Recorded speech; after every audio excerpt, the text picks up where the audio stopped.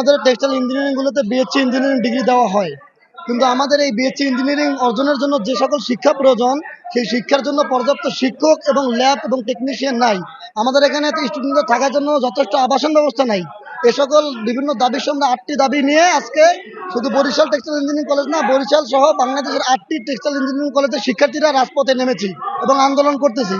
আমাদের দাবি আদায় না হওয়া পর্যন্ত আমরা রাজপথে আন্দোলন চালিয়ে যাব। আন্দোলন যদি আমাদের এই যৌক্তিক আন্দোলন যদি মেনে নেওয়া না হয়, তাহলে আমরা কঠোর থেকে কঠোরতম আন্দোলনের ঘোষণা দিতে বাধ্য হব। এক্সট্রিম মশার কয়েল প্ল্যান্ট ফাইবার দিয়ে তৈরি, তাই সহজে ভাঙে না, সুগন্ধিযুক্ত ও নিরবিচ্ছিন্নভাবে জ্বলে। ডেঙ্গু, চিকুনগুনিয়া বাহি সহ যে কোনো মশার বিরুদ্ধে দেয় এক্সট্রিম সুরক্ষা।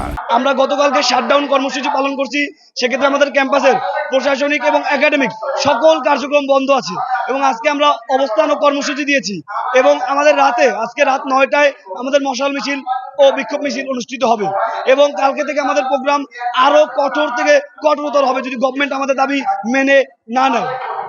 আমাদের 8 দফা দাবির মধ্যে প্রথম দাবি হচ্ছে শিক্ষক সংকট স্থায়ীভাবে সমাধান করতে হবে। দ্বিতীয় দাবি হচ্ছে ল্যাব এবং ক্লাসরুম আধুনিকায়ন এবং পর্যাপ্ত লোকবল নিয়োগ দিতে হবে। 3 নম্বর দাবি হচ্ছে ক্যাম্পাসের বরাদ্দ বৃদ্ধি করতে হবে। 4 নম্বর দাবি হচ্ছে 3 মাসের মধ্যে মার্কশিট সহ রেজাল্ট পাবলিশ করতে হবে। 5 নম্বর হচ্ছে সেমিস্টার এবং রিটেক ফি অনেক বেশি, এটা পর্যাপ্ত কমায় নিয়ে আসতে হবে। 5 নম্বর শতভাগ আবাসন ব্যবস্থা করতে হবে। 7 নম্বর 6 মাসের মধ্যে প্রতিটি সেমিস্টার সম্পূর্ণ করতে হবে। 8 নম্বর দাবি হচ্ছে ইমপ্রুভমেন্ট সিস্টেম চালু করতে হবে। এগুলো হচ্ছে আমাদের মূল দাবি। এই 8টা দফা দাবি যতক্ষণ পর্যন্ত আমাদের সম্পূর্ণ না হবে, বর্তমানে শাটডাউন চলতে থাকবে, যতক্ষণ পর্যন্ত আমরা সুস্পষ্ট সমাধান না পাবো এরকম চলতে থাকবে।